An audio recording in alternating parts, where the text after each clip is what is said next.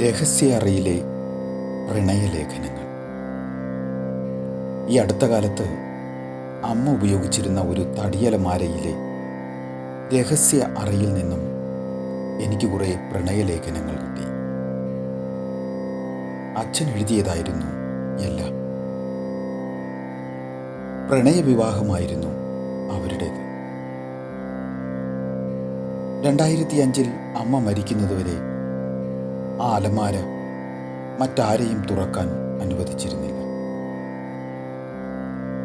ആ കത്തുകളിലെല്ലാം അച്ഛൻ അമ്മയെ കൊച്ചേ എന്നാണ് അഭിസംബോധന ചെയ്തിരുന്നത്.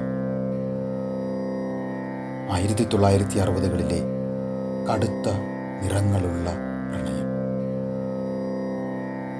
ഞങ്ങൾ 3 മക്കൾ പിറന്ന ശേഷം അച്ഛൻ അമ്മയെ ഒരു തവണ പോലും അങ്ങനെ വിളിക്കുക